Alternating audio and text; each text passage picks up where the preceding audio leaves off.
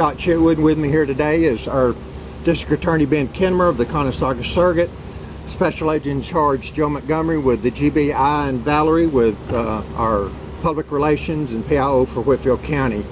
I will say on the onset that this is a very, very complicated case. There are a lot of pieces to the puzzle that we are putting together still. The questions that you have are the very same questions that we have right now.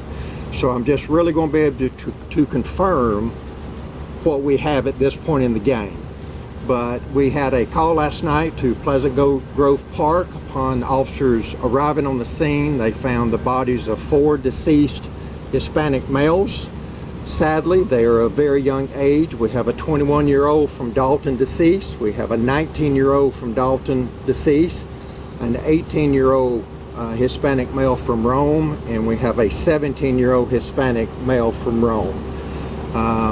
There were multiple weapons involved. We know that because of the multiple shell casings that were located on the scene.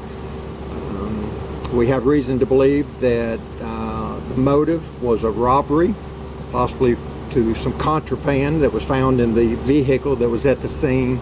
So again, we're piecing it all together, but we're very, very pleased here in less than about 12 hours from the initial call that we have one 16-year-old in custody from Rome at this point in the game, charged with 4 counts of felony murder.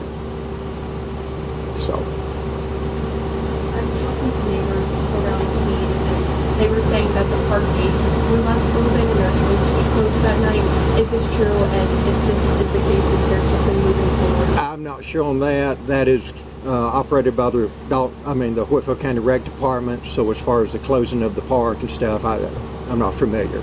You know, one question that was brought up, is this gang related? We have absolutely no reason at all to believe it's gang related whatsoever. I think it's sadly just a very isolated incident. And also a question was brought up, if these subjects are illegal. We have absolutely no reason at this point to believe that these individuals are illegal. So, well, I was just going to say, you know, as developments come forth, as we learn more about the investigation, we will keep you posted and updated. As soon as we learn them, we'll let you know as much as we do.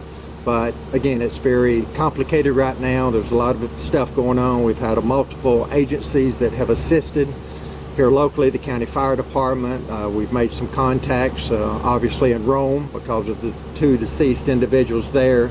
So we've got great participation and assistance from some other agencies. So very pleased with where we're at right now. But again, there's a lot to be done. Now, you said it was robbery was likely the motive. How were these victims?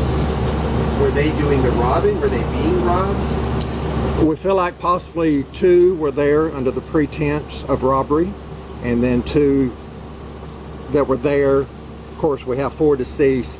Yes, possibly for some type of contraband. You know, it was maybe pre-planned, but again, a lot of that is what we're still trying to get to the bottom of. It sounds like the victims were both possibly involved with the robbery and also the victims of the robbery?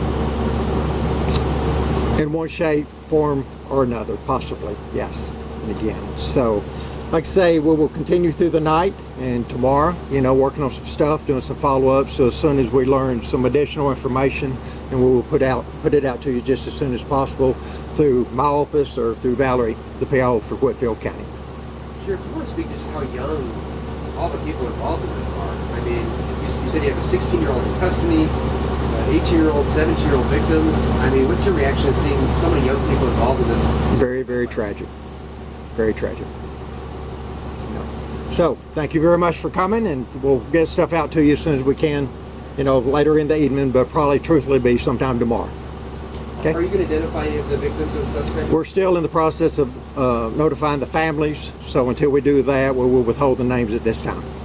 Yeah. So thank you very much. Sorry for interrupting, Council Press.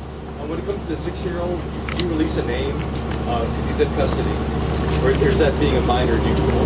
Not at this time. We'll check with our district attorney. We'll be sure that all the T's are crossed and I's are dotted before we're able to do that. But again, that'll be something that we'll work on and hopefully be able to say yay or nay tomorrow. Okay, one more thing. Are you still looking for a vehicle?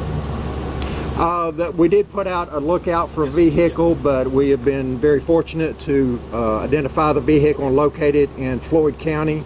So it's on the way back at this time for processing. So the lookout that we gave on the vehicle, we can cancel that. We have what we need right now. Good to hear. Are So- you searching for other suspects? We've identified 5 suspects at this time. So again, we're still 4 deceased and we have 1 in custody. So, all right, thank you very much.